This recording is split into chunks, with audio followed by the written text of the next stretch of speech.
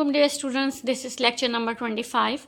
Last lecture में हम लोगों ने मोमेंटम का टॉपिक रीड किया था। होपफुली आप लोगों को समझ आ गया होगा और मैंने उसमें से आप लोगों को बोला था डेफिनीशन और इसकी मैथमेटिकल एक्सप्रेशन यानी फार्मूला, और इसके अलावा यूनिट आप लोग अपने रजिस्टर्स में लिखेंगे। सही है, आप लोगों ने कर लिया होगा। आज हम लोग न्यू टॉपिक स्टार्ट करते हैं जो कि उसी से रिलेट कर रहा है, मोमेंटम ही है, law of conservation of momentum. Law of conservation of momentum start करने से पहले सबसे पहले मैं आप लोगों को आइसोलेटेड सिस्टम बताती हूँ कि आइसोलेटेड सिस्टम क्या होता है। आइसोलेटेड सिस्टम वो सिस्टम होता है कि फॉर एग्जांपल मैं आप लोगों को एक एग्जांपल देती हूँ कि एक लैब है, सही है। उस लैब के अंदर हमें कोई केमिकल रिएक्शंस करवाने हैं, कुछ करवाना है, कोई प्रैक्टिकल परफॉर्म करना है और हमें उसके लिए एक पर्टिकुलर टेम्परेचर चाहिए और ह्यूमिडिटी इतनी होनी चाहिए, वोल्टेज इतना होना चाहिए। तो उसके अलावा अगर ज़रा सा भी उससे ज़्यादा कोई चीज़ होगी या कम होगी तो मेरा जो प्रैक्टिकल है, एक्सपेरिमेंट है, वो ख़राब होने का डर होगा। तो वो जो आइसोलेटेड सिस्टम मैं बनाऊंगी यानी लैब जो ऐसी होगी वो ऐसी होगी कि आइसोलेटेड होगी, जिसके ऊपर बाहर से कोई इफ़ेक्ट नहीं आ रहा होगा, यानी बाहर का टेम्परेचर जो है वो सिस्टम के ऊपर इफ़ेक्ट नहीं कर रहा होगा, ना ही बाहर से कोई ह्यूमिडिटी का इफ़ेक्ट आएगा और वोल्टेज चेंजेस भी सेम होगी, वोल्टेज का भी कोई फ़र्क नहीं आ सकता। और इसी तरीके से अगर मैं मोमेंटम की बात करूं तो मोमेंटम में फोर्स अप्लाई हो रही है, ज़ाहिर है उसके अंदर टेम्परेचर की बात हम नहीं कर सकते, वोल्टेज की बात नहीं करेंगे। तो आइसोलेटेड सिस्टम के ऊपर क्या चीज़ हो जाएगी, मोमेंटम के हिसाब से क्या चीज़ हो गई, बाहर से कोई फोर्स अप्लाई नहीं हो रही हो। सही है। आइसोलेटेड सिस्टम कौन सा सिस्टम होता है, जहाँ पे बाहर के कोई भी चीज़ जो है वो इफ़ेक्ट ना कर रही हो, तो वो सिस्टम हमारे पास क्या कहलाता है, आइसोलेटेड सिस्टम कहलाता है। ओके, तो अब हम लोग इसको रीड करना है, स्टार्ट करते हैं। Before studying law of conservation of momentum, let us define an isolated system. When a number of bodies are such that they can exert force upon one another, but no external agency exerts a force on them, they are said to constitute an isolated system of interacting bodies। यानी अगर number of bodies इस तरह से behave कर रही हो या इस तरह से एक्ट करें कि उनके ऊपर कोई बाहर की फोर्स एक्ट ना कर रही हो, ठीक है, कोई फोर्स, एक्सटर्नल फोर्स जो है वो एक्ट ना कर रही हो, तो हम क्या बोलेंगे, वो किस में है, बॉडीज़ आइसोलेटेड सिस्टम के अंदर इंटरेक्ट कर रही हैं। For example, the molecules of a gas enclosed in a glass vessel at constant temperature. Gas के मॉलिक्यूल्स हैं, एक ग्लास वेसल के अंदर हैं, तो उनके अंदर हमारे पास टेम्परेचर क्या है, कांस्टेंट है, और बाहर का टेम्परेचर उसके ऊपर कोई इफेक्ट ना करे। तो अ perfectly isolated system is not possible. Perfectly isolated system possible नहीं होता। क्यों? अब फॉर एग्जांपल आप लोग को कोई ऐसा एक्सपेरिमेंट करना है जिसके अंदर हमारे पास टेम्परेचर हाई होना चाहिए और बाहर विंटर सीजन चल रहा है, ठीक है, बाहर विंटर सीजन चल रहा है, तो बहुत ज़्यादा आप लोग आइसोलेटेड सिस्टम बनाने की कोशिश भी करेंगे तो हो सकता है परफेक्टली आइसोलेट नहीं हो सके, कोई ना कोई टेम्परेचर बाहर की वजह से, विंटर सीजन की वजह से आपकी जो सिस्टम है उसके ऊपर इफ़ेक्ट करे। इसलिए इधर यहाँ पे लिखा है कि अ perfectly isolated system is not possible. Okay, the law of conservation of momentum states that the momentum of an isolated system always remains constant। यानी आइसोलेटेड सिस्टम का जो मोमेंटम होता है वो क्या रहता है, कांस्टेंट रहता है। Consider a system of two non rotating colliding balls A and B having masses m1 and m2 respectively. अब हमारे पास ये फिगर भी बनी है आपके पास बराबर में 4.11। इसको हम देखें, अगर टू बॉल्स ले लें जिनके मासेस m1 एंड m2 है, ठीक है, एक बॉल को हमने बॉल ए बोल दिया और दूसरी बॉल को बॉल बी बोल दिया, और बॉल ए का मास कितना है, m1 है, बॉल बी का मास कितना है, m2 है।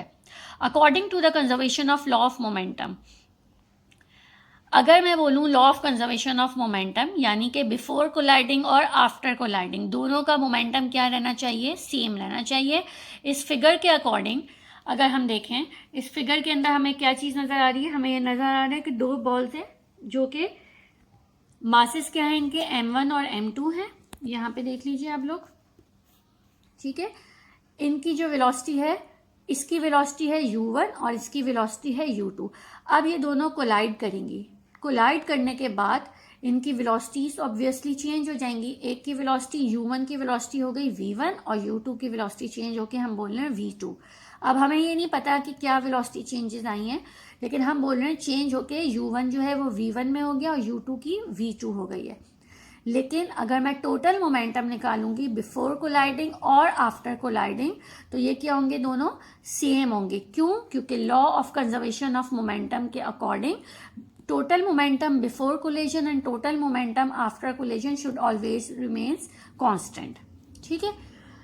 अच्छा, let the balls A and B be moving along the line joining their centers in the same direction with velocities u1 and u2 respectively। ये वही चीज़ है जो मैंने अभी आप लोगों को बताया है कि दोनों velocities कितनी है, u1 और u2 हैं, जिससे ये मूव कर रहे हैं।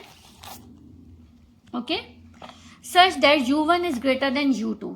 u1 क्या है, ज़्यादा है वेलोसिटी किससे, u2 से। Suppose the balls a and b acquire velocities v1 and v2 respectively after collision. जैसे कि फिगर में मैंने आपको दिखाया था अभी कि u1 और u2 दो वेलोसिटीज थी और कोलिजन के बाद उनकी वेलोसिटी क्या हो गई है, v1 एंड v2 हो गई है। अच्छा, u1 एंड u2 के अंदर कौन सी वाली वेलोसिटी ज़्यादा बोली थी, u1 ग्रेटर थी। Momentum of the system before collision, momentum का फॉर्मूला क्या था, मोमेंटम का फॉर्मूला क्या था, m इंटू वी था, यानी मास इंटू वेलोसिटी था। यहाँ पर वेलोसिटी हमारे पास बिफोर कोलिजन की क्या थी, u1 थी। तो फर्स्ट बॉडी का अगर मोमेंटम निकालें तो m1 u1 आ गया, यानी बॉडी ए का, और बॉडी बी का अगर निकालेंगे, यानी बॉल बी का अगर निकालेंगे तो m2 u2 हो गया। इन दोनों को सम अप कर दें तो बिफोर कोलिजन मोमेंटम आपके पास आ जाएगा सिस्टम का। अच्छा, after collision and momentum of the system after collision. After collision हमें पता है क्या चीज हुई है, वेलोसिटी चेंज हो गई है, u1 के बाद v1 हो गई है और u2 के बाद v2 हो गई है। इसी तरीके से इनके मोमेंटम्स निकालेंगे, ये बॉडी ए का मोमेंटम है, ये बॉडी बी का मोमेंटम है, दोनों को सम अप कर दें तो आपके पास क्या चीज आ जाएगी, सिस्टम का मोमेंटम आ जाएगा। According to the law of conservation of momentum, law of conservation of momentum के अकॉर्डिंग क्या चीज थी, total momentum before collision is equals to total momentum after collision, यानी m1 u1 plus m2 u2 is equals to m1 v1 plus m2 v2। ठीक है class, इसमें किसी को कोई मसला, यानी अगर दो बॉल्स मूव कर रही हैं आप लोग के पास, दोनों की वेलोसिटीज डिफरेंट हैं, एक की वेलोसिटी ज़्यादा होगी और ऑब्वियसली दूसरे की वेलोसिटी उससे कम होगी। जब वो दोनों आपस में कोलाइड करेंगी यानी टकराएंगी तो उनकी वेलोसिटी चेंज हो जाएगी। लेकिन अगर हम इन लोगों की मोमेंटम फाइंड आउट करें तो बिफोर कोलिजन और आफ्टर कोलिजन मोमेंटम जो है वो आपके पास क्या रहेगा, सेम रहेगा। ये हमारे पास क्या होता है, law of conservation of momentum कहलाता है। ठीक है क्लास, इसमें किसी को कोई मसला? ओके, लास्ट टॉपिक है हमारे पास application of law of conservation of momentum. ये हम रीड कर लेते हैं और उसके बाद नेक्स्ट क्लास से इंशाल्लाह हम लोग न्यूमेरिकल स्टार्ट करेंगे इस चैप्टर के। Application of law of conservation of momentum में हमारे पास है, if a balloon is blown up and released it flies round the room. During the flight, air escapes from the balloon in one direction while it moves in the opposite direction। ये सब ने observe किया हुआ है कि अगर एक balloon है, सही है, उसको रिलीज किया जाता है, उसके अंदर हवा हो और उसके बाद उसको हम क्या करें, रिलीज कर दें, तो क्या करेगा, पूरे रूम में फ्लाई करेगा। During its flight air escapes from the balloon in one direction while it moves in the opposite direction। एक डायरेक्शन में उसके अंदर से एयर रिलीज हो रही होगी, escape हो रही होगी, और दूसरे डायरेक्शन में वो बैलून मूव कर रहा होगा। This is due to the law of conservation of momentum of the system of the air and the balloon. तो ये भी आप लोग के पास क्या है, law of conservation of momentum की एग्जाम्पल हो गई है, यानी एप्लीकेशन हो गई है। ठीक है।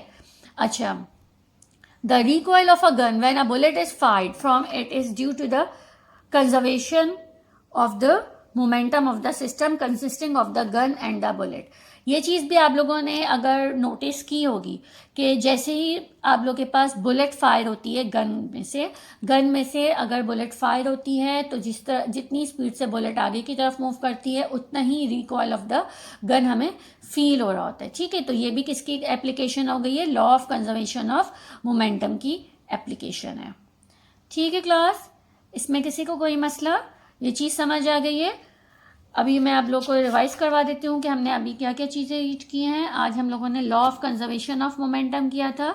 Law of conservation of momentum के हमने ये वाली एग्जाम्पल को लेके और इसको हम लोगों ने ड्राइव करके देख लिया कि U1 U2 और V1 V2 के बाद भी क्या हमारे पास होता है, टोटल मोमेंटम बिफोर कोलिजन और आफ्टर कोलिजन क्या रहता है, सेम रहता है, ठीक है।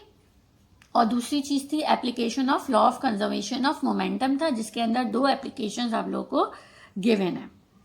ओके क्लास, अब इस टॉपिक्स को इन टॉपिक को आप लोग अच्छी तरीके से समझ लीजिएगा। जो चीज़ नहीं समझ आए वो पूछ लीजिएगा। Law of conservation of momentum, ये आप लोग के पास इसकी स्टेटमेंट लिखिएगा, ठीक है। और उसके अलावा ये जो आप लोग के पास बॉल वाली एग्जांपल गिवन है, ये पूरा इसको लिख लीजिएगा, लेट द बॉल से लेकर एंड तक, और इनकी एप्लीकेशंस भी लिख लीजिएगा, नंबर 1 एंड नंबर 2 एप्लीकेशंस लिख के, ठीक है क्लास। उसके बाद हम लोग नेक्स्ट क्लास में इंशाल्लाह न्यूमेरिकल स्टार्ट करते हैं। Okay, thank you.